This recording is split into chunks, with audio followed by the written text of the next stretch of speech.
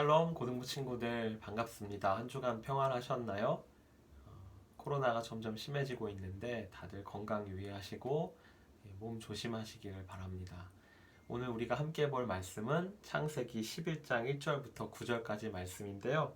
전도사님이 9절 읽겠습니다. 그러므로 그 이름을 바벨이라 하니 이는 여호와께서 거기서 온 땅의 언어를 혼잡하게 하셨음이니라. 여호와께서 거기서 그들을 온 지면에 흩으셨더라. 아멘. 오늘 여러분과 나누고 싶은 이야기는 바벨탑이에요. 여러분 혹시 마천루라는 말 들어봤어요? 마천루?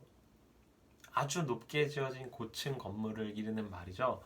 이 말을 영어 단어로 하면 스카이스크래퍼, 직역하면 하늘을 긁는 높은 건물이라고 할 수 있어요.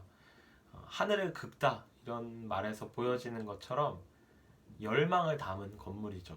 높이 쌓으면 내가 하나님처럼 될 수 있을 거야. 높이 쌓으면 내가 위대한 사람이 될 수 있을 거야.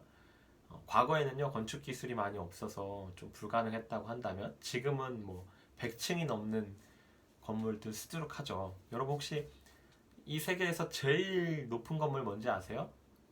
아랍에미레이트에 있는 그 두바이에 있는 부르즈 할리파라는 건물이죠. 높이가 829m예요.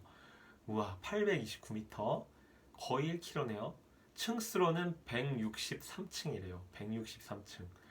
와, 163층까지 올라가려면 얼마나 오래 걸릴까? 뭐 그런 생각도 해봐요. 그럼 여러분, 우리나라에서 가장 높은 빌딩은 몇 층일까요? 뭘까요? 잠실에 위치한 롯데월드 타워가 제일 높대요. 높이가 554.5m, 123층이래요. 전사님도 한번 가보고 싶은데. 세계에서 5번째로 높은 건물이라고 하니까 우리가 자부심을 가져도 될 것 같아요. 여러분 근데 한번 생각해 본 적 있어요? 왜 이렇게 높은 건물을 지어야 할까? 높은 건물이 가지는 의미는 뭘까?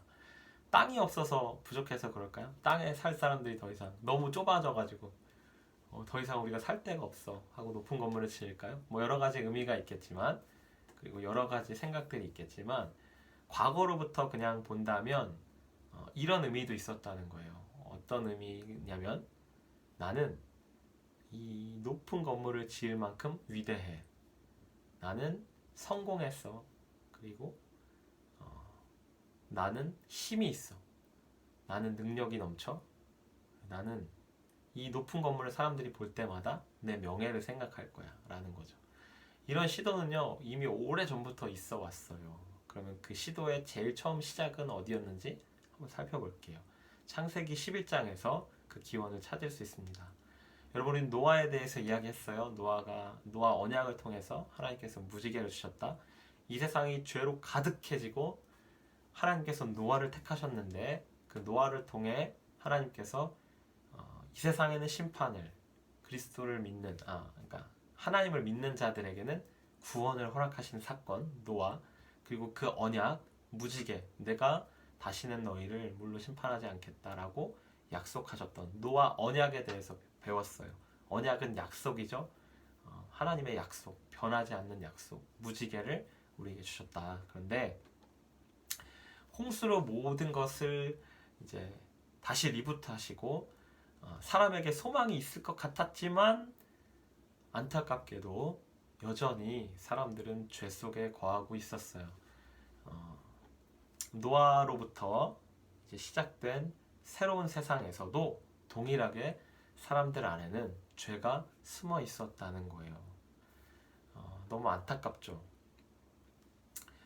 다시 시작된 세상에 시간이 또 오래 지나기 시작하자 사람들이 배웠겠죠. 노아에게 그리고 노아의 자녀들에게 하나님이 이 세상을 심판하셨다. 그래서 우리는 새로운 세상에서 하나님과 동행하면서 살도록 하나님이 약속하신 것 생육하고 번성하고 어떻게 보면 흩어지라는 의미예요. 이 세상을 다스려라. 그런데 오늘 보니까 신할 평지에 이르렀던 노아 시대 이후에 또 사람들이 많아지고 사람들이 번성하자 이 사람들이 신할 평지에 모였습니다. 그리고 그곳에 정착하기로 결정하죠. 벽돌을 만들어요.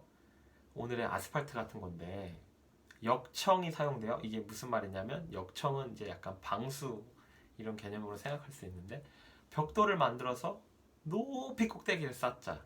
그리고 오늘 성경에 보니까 우리의 이름을 내고 온 지면에 뭐라고요? 흩어짐을 면하자. 뭐라고요? 흩어짐을 면하자. 하나님은 생육하고 번성해서 흩어져서 다스려라고 말씀하시는데 거역하는 거죠. 우리가 모여서 우리가 해보자. 같이 뭔가 흩어지지 말자.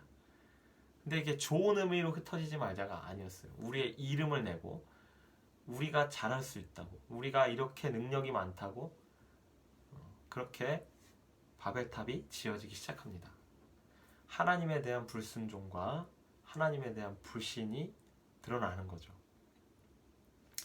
하나님이 흩어지라는 명령을 거절한 거죠. 동일해요. 아담과 하와처럼 하나님이 되고자 하는 열망과 하나님에게 대해서 반기를 드는 것, 하나님께 순종하지 않는 것, 여전히 그것을 죄라고 불렀고, 동일하게 이 바벨탑을 지었던 사람들도 이 죄 가운데 거했다는 거죠. 하나님 처음에 내버려 두셨어요. 그런데 하나님께서 그들의 언어를 흩으셨습니다. 하나님께서 약속하셨잖아요. 내가 죄로 물든 이 세상을 다시는 물로 심판하지 않겠다. 그래서 하나님께서는 언어를 흩으셨어요. 이번에는 사람들의 언어가 이제 다 바뀌게 됩니다. 그래서 이 사람들이 흩어지게 되죠. 하나였던 언어가 혼잡하게 되자 그들은 자연스럽게 흩어지게 됐어요.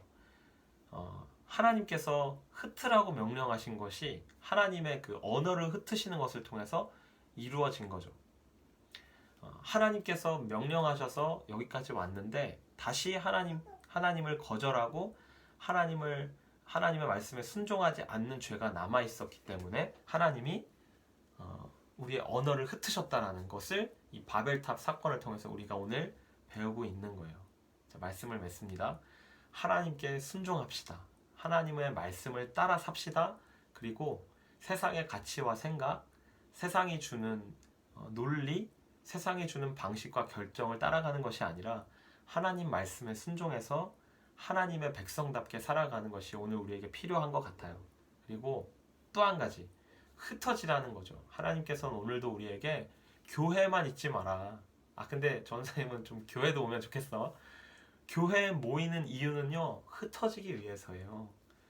하나님이 필요한 것에 우리가 가기 위해서고, 우리가 모이는 것에 목적이 있는 것이 아니라 모여서 우리가 함께 흩어지는 데 목적을 가지고 있다는 거 기억하시면서 이번 한 주간 이 말씀 바벨탑 사건이 하나님 겸손하고 순종하는 삶 살게 하여 주옵소서. 내가 있는 곳에서 하나님께 순종하고 하나님을 사랑하고 하나님과 동행하는 그런 한 주가 되게 해달라고 우리 함께 기도하면서 잘 지낼 수 있는 한 주가 되기를 바랍니다. 한 주간도 승리하시고 화이팅 하시고 주님의 그 흩어지라는 명령에 순종해서 우리가 있는 곳에서 하나님을 예배할 수 있는 그런 예배자 되기를 간절히 기도합니다. 화이팅!